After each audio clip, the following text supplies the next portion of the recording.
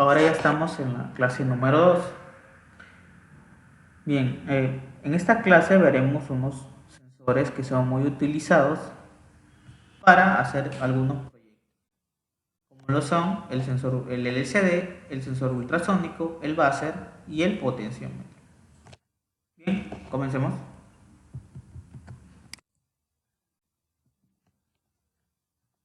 Bien, primero voy a hacer una pequeña explicación acerca de lo que es el LCD 16x2.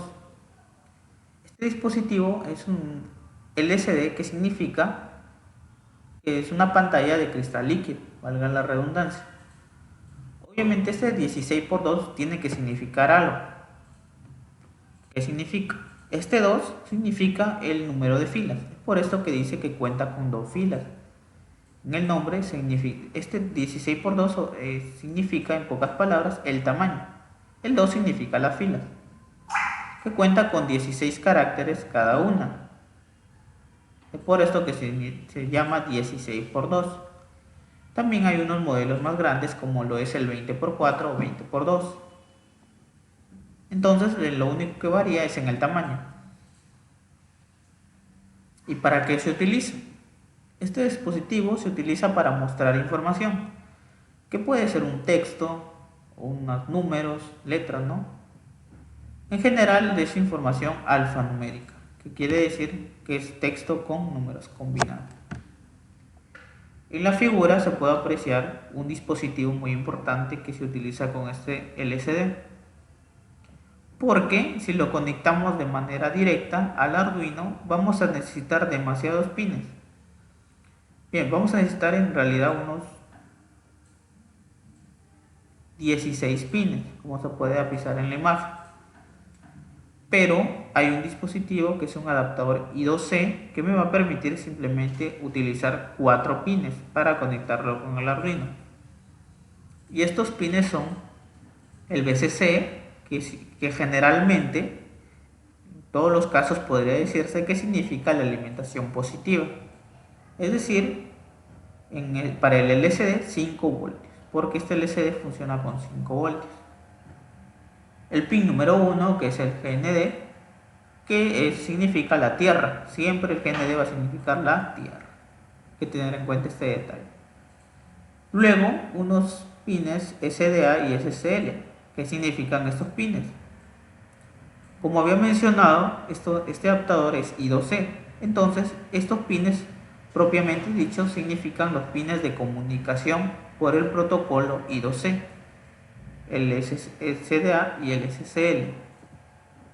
Bien, en la parte práctica vamos a apreciar mejor esto. El siguiente sensor que vamos a ver es el buzzer. El buzzer, en pocas palabras, es un pequeño transductor que convierte la energía eléctrica en sonido. Es decir, que nosotros le vamos a dar una señal eléctrica y me va a arrojar como salida un sonido. Bien, este buzzer me puede servir como alarmas, es muy importante porque me sirve básicamente para alarmar o emitir un sonido dependiendo del proceso que estamos llevando. Bien, para hacerlo funcionar es muy sencillo, porque simplemente hay que polarizar este buzzer. ¿Y qué significa polarizar? Conectar el positivo con el pin más largo del buzzer y el negativo con el pin más pequeño, porque estos pines son los alimentación y tierra. Este es un detalle que quería mencionar, que el pin más largo siempre es el positivo, el más pequeño es el negativo o la tierra. Bien, entonces este es un sensor muy importante porque me puede emitir sonidos que pueden significar alarmas. El siguiente sensor que veremos es el sensor ultrasónico HC-SR04. Bien, hay que prestar un poco de atención porque este sensor es un poquito más complicado de entender que los anteriores. ¿Qué es un sensor ultrasónico? Este sensor es un sensor de distancia, entonces me va a servir para medir distancias, que es de bajo costo, que el rango de medición de este sensor es de 2 a 450 centímetros. Bien, Entonces, si nosotros quisiéramos medir distancias más largas, no me va a servir este sensor porque hay que tener en cuenta a la hora de elegir un sensor o comprar un sensor el rango de medición, que es muy importante. Ahora, ¿cómo funciona este sensor?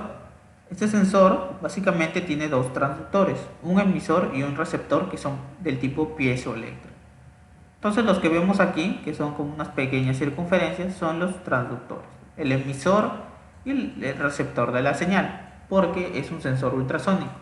Es decir, me va a emitir una onda por el emisor y esa misma onda va a regresar y lo va a recepcionar a través del receptor, que es el otro. Bien, el funcionamiento es el siguiente. El emisor, ya había mencionado que emite 8 pulsos ultrasónicos de 40 kHz.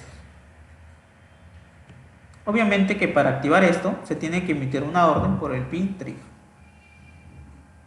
Y luego ya había mencionado que las ondas van a viajar por el aire y van a rebotar en el otro, el receptor piezoeléctrico. Ya lo había mencionado.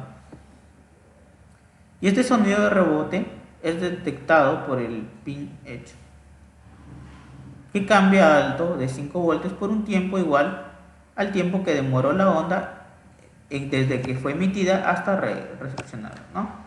Entonces vamos a ver que en el código, que utilizando una pequeña ecuación, vamos a obtener la distancia. Bien, ahora los pines son los siguientes. Como todo sensor necesita una alimentación. Entonces el pin BCC va a ir a la alimentación. Obviamente el pin GND va a ser la tierra. Y los pines, ya había mencionado, TRIG, van a servir para activar la onda. Y el hecho me va a servir para obtener el tiempo en cual la onda fue emitida y recepcionada.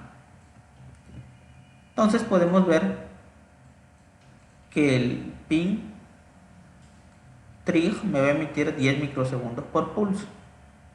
Y el hecho me va a emitir, para obtener la distancia en centímetros, el tiempo en microsegundos entre 58. Esta es una ecuación para la conversión, pero también hay otras que son bastante similares. Bien. El último sensor que vamos a ver es el potenciómetro. Este sensor hay que tener en cuenta que es un sensor analógico. Entonces ya deduciendo podemos obtener que la lectura la vamos a hacer a través de entradas analógicas, porque todo sensor es una entrada. Bien, el potenciómetro es un resistor eléctrico, pero el detalle es que es un resistor de resistencia variable, es decir, el valor lo podemos ajustar. Bien, en los diagramas tenemos unos símbolos que se utilizan para este sensor. Para la norma europea se utiliza este tipo y para la norma americana se utiliza este símbolo. La simbología también es muy importante porque a la hora de revisar un diagrama eléctrico podemos obtener estos elementos y si no sabemos qué significan no vamos a poder leer correctamente el plano. Bien, había mencionado que este sensor es analógico. ¿Por qué? Porque esta resistencia nosotros la vamos a ajustar y puede tomar cualquier valor que esté en el rango. Estos son los sensores, los potenciómetros más utilizados, los que se aprecian en la imagen. Por esto que voy a explicar los pines. Generalmente el pin número 1 lo vamos a conectar a alimentación y el GND obviamente a tierra. Pero como es un resistor, hay que mencionar que los resistores no tienen polaridad. Entonces podemos también conectarlo de manera inversa. Es decir, por el pin número 3 podemos conectar el VCC y por el GND, por el VCC, el GND, y no habría ningún problema. En cambio, con los sensores que hemos mencionado anteriormente, sí es muy importante la polaridad. Es por esto que debemos tener cuidado, porque si los conectamos en polaridad inversa, podríamos llegar a dañar el sensor. Pero en cambio, como el potenciómetro no tiene polaridad, no importa mucho eso.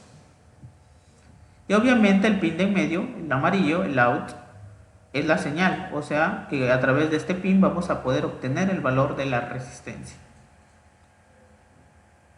Bien, eso sería todo por la clase de teoría. Ahora veremos los ejercicios.